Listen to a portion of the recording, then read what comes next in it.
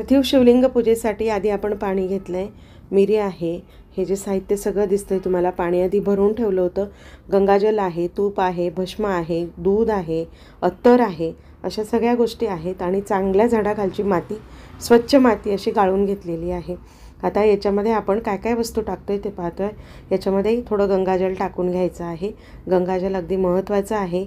गंगाजल नंतर आपण गोमूत्र टाकतोय, तर याच्यामध्ये गोमूत्रही टाकायचं आहे, गाईचं गोमूत्र टाकायचं आहे। गाईचं शेण मिळालं तुम्हाला तर ते टाका, पण शहरात नसतं, आणि गाईचं दूध, तर अशा पद्धतीने ह्या जिन्नस आपल्याला टाकून घ्यायच्या आहेत। आणि ह्या ठिकाणी 7 मिऱ्या ज्या असतात त्या कुटून घेतल्या आहेत, त्या 7 मिऱ्या आपल्याला याच्यामध्ये टाकून घ्यायच्या आहेत। आणि नंतर आपल्याला हे लाल चंदन घ्यायचं आहे, जे की ओरिजिनल चंदन असतं ते चंदन या ठिकाणी मी घेतलेलं आहे अशा पद्धतीने। आणि अत्तर टाकायचं आहे, अत्तर पण टाकायला सांगितलं आहे, तर अत्तर टाकायचं आहे। आणि अशा पद्धतीने या सगळ्या जिन्नस आपल्याला टाकायच्या आहेत। थोडं तूप टाकायचं आहे आपल्याला, आणि नंतर तुपाचा वापर आपण नंतर करणार। आणि भस्म आहे, तर हे जे भस्म असतं नरम भस्म, ते भस्म आहे, याला मी किसून घेतले, कारण खडे खडे जे असतील तर ते मेल्ट होणार नाही लवकर, म्हणून मग आपल्याला पटकन शिवलिंग बनवायची, त्याच्यासाठी मी हे भस्म असं किसून घेतले। आता हे सगळं एकजीव एकत्र करून घ्यायचं।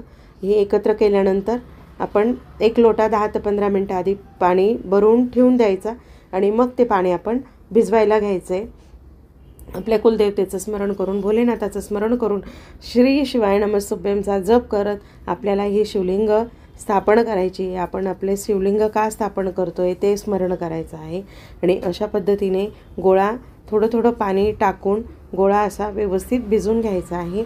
गोळा पातळ झाला नाही पाहिजे, गोळा जर पातळ झाला तर शिवलिंग आपली प्रॉपर येणार नाही, आणि हे जे तडे दिसत आहेत हे नंतर आपोआप व्यवस्थित होतात।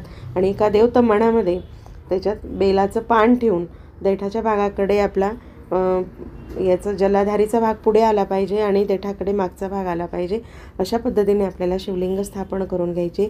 अगोदर आकार देऊन घ्यायचा आहे, अशा पद्धतीने आकार आधी देऊन घ्यायचा आहे आपल्याला, आणि त्यानंतर आपल्याला भोलेनाथांची लिंग स्थापन करायची आहे ह्या पद्धतीने। आणि हळूहळू व्यवस्थित, मात्र इथून आता तुम्ही बेलाच्या पानावर माती ठेवल्यानंतर तिला उचलायची नाही आहे, ती उचलत नसतात, तिथेच तिला आकार द्यायचा आहे व्यवस्थितरित्या।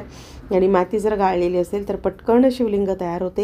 ही शिवलिंग फक्त 2 ते 3 मिनिटात तयार झाली। आणि अशा पद्धतीने आकार घेत घेत घेत आपोआप शिवलिंग तयार होते। आपल्याला असं वाटतं आपल्याला जमेल की नाही, पण अगदी पटकन जमते आणि व्यवस्थित अशी शिवलिंग तयार होते।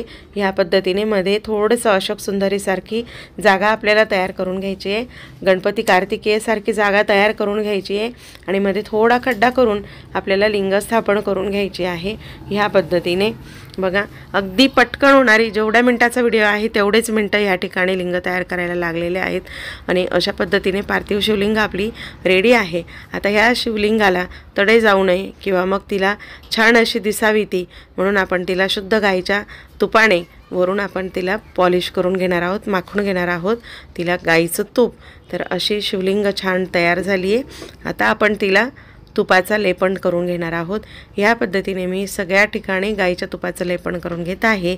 तर अशा पद्धतीने छान अशी शिवलिंग पिंड आपण तयार केलेली आहे पार्थिव शिवलिंगाची।